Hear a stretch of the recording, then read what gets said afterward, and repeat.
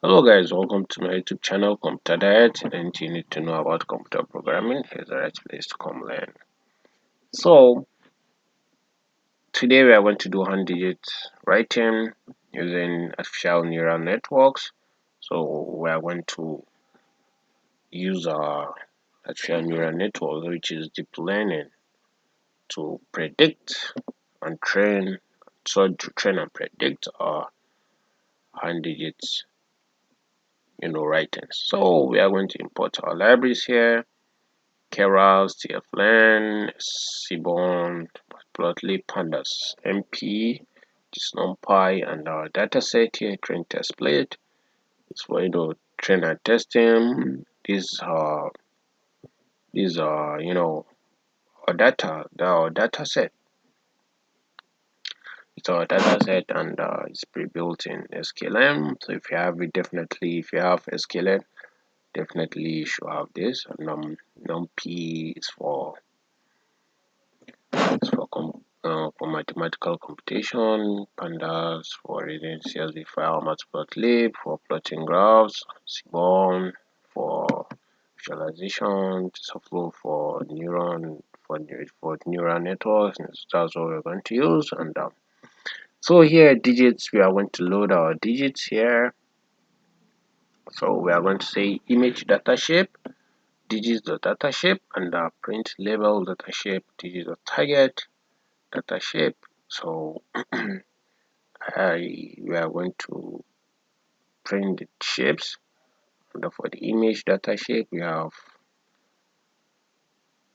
1707 with 64, yeah, by 64. So here we are just kind of plotting them, like to see them. This is 0, this signifies 0, 1, 2, 3, and 4. Yeah, is what we plotting. Check the figure size 20 by 4, image and label, enumerate, zipping them, digits, target, use data, subplot, and the rest. Okay, so here we are now splitting them into training and testing. Okay, so digital data is our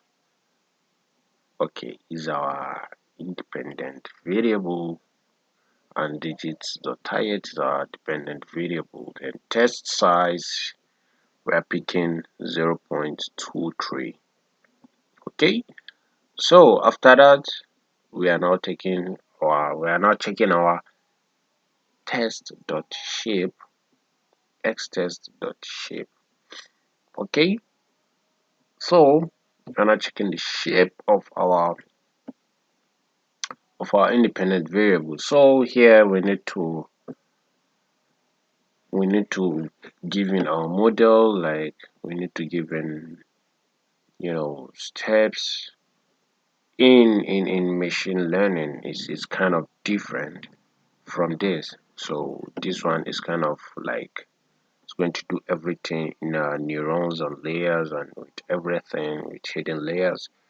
This one is gonna be way more advanced, and it's really gonna do the job right. So here from Keras, importing sequential, Keras.layers or dense. Dense is like, okay, you're now connecting everything into your hidden layer, and these are our first hidden layer or units. That means in our first hidden layer we are having 10 neurons in our first layer, and then kernel initializer, he normal. This I'll do the video separately. This is different. Sorry, I can't explain this here, but this we kind of using for kernel initializer, he normal, activation, real loop, input dimension. That means our input that will connect to this one hidden neuron. It's what we are connecting all the numbers. That means all the shape we are now connecting them. We are now putting them all at once. All the 64 we are now putting them to connect. And our second neuron, or let me say our second hidden layer, Well, let me not just use our hidden layer. Let me just say our output though. We are having 10 units and activation which is sigmoid. Okay, activation which is sigmoid, and sigmoid is all about, let me see, zeros and one. And now what it means that if the picture is not does not look like, let me say, 0, is going to return 0, which means is not 0. And if it is 1 and maybe it's predicted to 2, is going to return 0. But if it is 1, is going to return what? If the picture looks like 1, is going to return 1. So that's just sigmoid, just like logistic regression. So we are now going to compile everything. Optimizer is Adam.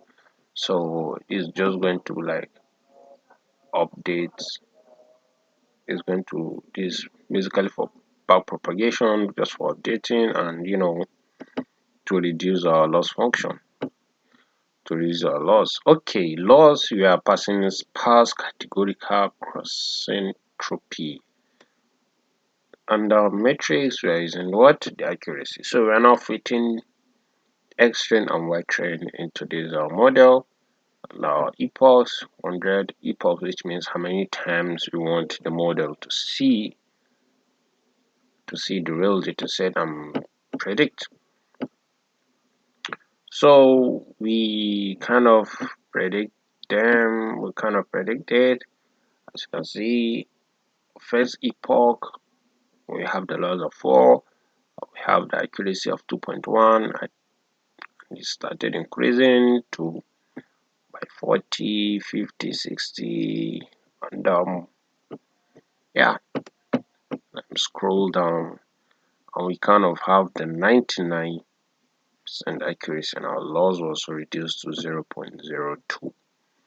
So we now evaluating our x test and y test with accuracy score loss of 0.41, and then here we are now predicting, or let me say here we are now trying to visualize our data, and we are now passing it. X label is going to be predicted and y label is going to be truth. Or you can see there's a kind of confusion matrix, but I think this is kind of way more than confusion matrix. It's not confusion matrix, please don't be confused. Okay, and I'm passing the confusion matrix, y test and predictions, y test, and figure size, and CM and not true, FMTD predicted and not predicted. So and our first value 0, we predicted 0 and the actual is 0, so we got the 38%. Like the majority of the prediction is 38, and we good with that. As you can see, there's nothing wrong here. We didn't have any 1 or 2, or sorry, we didn't have any 1 here. If there's 1 here, that means we did the wrong prediction. We said 2 instead of this 1. We are now saying it's not 1, it's 0. So, and as you can see, as it goes down, it's kind of like, okay, it's kind of the same way, the same pattern as going down. Each box is adding with 1, each box is adding with 1. On here we have a bunch of zeros. You don't have any